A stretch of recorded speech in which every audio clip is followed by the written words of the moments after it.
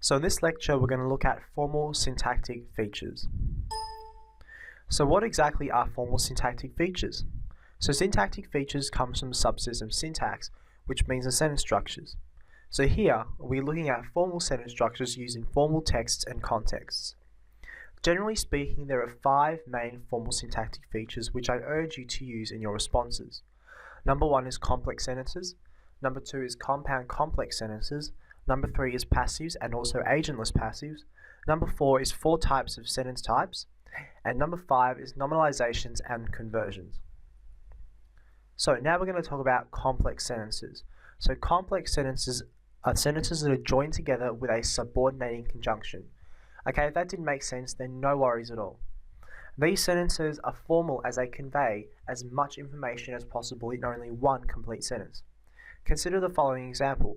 I like swimming because I'm naturally athletic. This example is a complex sentence because it is using a subordinating conjunction, in this case because, to join 2 sentences together. What is a subordinating conjunction exactly? Unfortunately, there are no acronyms to remember these conjunctions. It's merely a matter of memorization. So now you can easily identify any complex sentence by looking for a subordinating conjunction only. In the next slide, we look at these types of conjunctions. So what exactly are subordinating conjunctions? You can identify a complex sentence structure by identifying a subordinating conjunction only.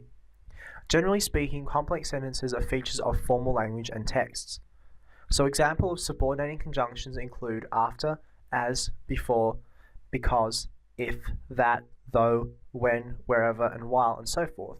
There are literally a lot of subordinating conjunctions. So now let's look at compound complex sentences. So remember compound sentences? As the name suggests, compound complex sentences contain a complex and compound sentence structure. These sentences are formal as they convey as much information as possible in only one sentence, and in fact, these are the most formal sentence structures in the English language. So consider the following example. Although I like to go camping, I haven't had the time to go recently, and I haven't had time off work. This example is a compound complex sentence structure because it is using both a coordinating conjunction, in this case and also a subordinating conjunction, in this case although, to join multiple sentences together. So remember that a coordinating conjunction can be identified through the following acronym of fanboys: for, and, nor, but, or, yet, so. And so now you can easily identify any compound complex sentence by looking for both a coordinating conjunction and a subordinating conjunction. Now let's look at passive sentences. So passive sentences are a common feature of formal texts. A passive sentence places the object in initial position while the subject comes at the end. So for example, the book was written by me. Book, in this case, is the object, and me equals the subject. Generally, we can identify passive if a by is present, as seen above. The passive is a way of maintaining the flow of new, highly prominent information, therefore indicating importance or prioritized information in a sentence. However, sometimes by isn't always present, and the sentence may still be passive. In these cases, we call these sentences agentless passive. For example, no agent. So let's look at the following example. The book was written.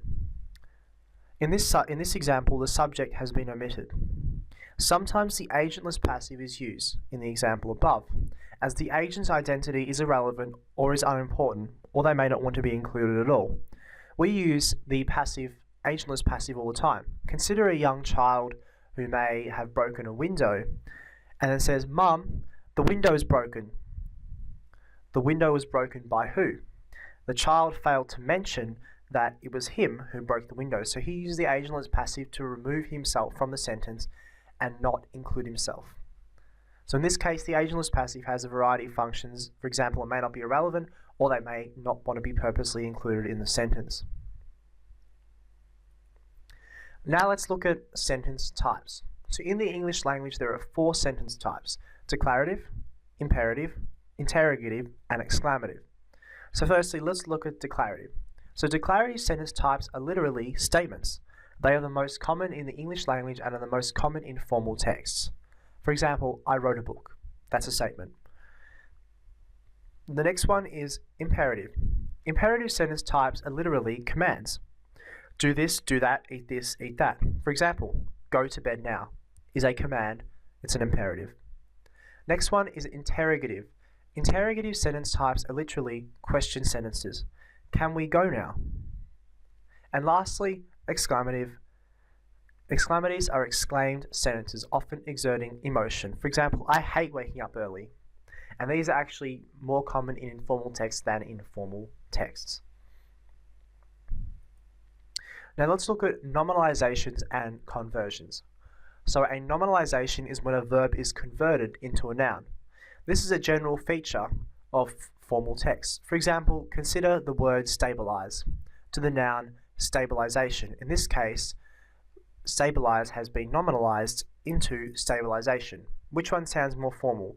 While they are both formal words, in fact, stabilization, in my opinion, has greater formality to it than the word stabilize. So, nominalizations can sometimes be a way of hiding who did the active by using a noun instead of a verb. For example, he destabilized the economy, as opposed to the destabilization of the economy. Which one hides the blame? Clearly, the second one. Conversions are similar to nominalizations, except that conversions include any words that derive from another class. For example, adjective to verb, noun to verb, and verb to adjective. So consider the example verb solemnize from the adjective solemn. Now yes, while they are both quite formal words, in fact, solemnize, in my opinion, has greater formality. So solemnize definitely sounds more formal. So mind you that conversions and nominalizations are a feature of formal language.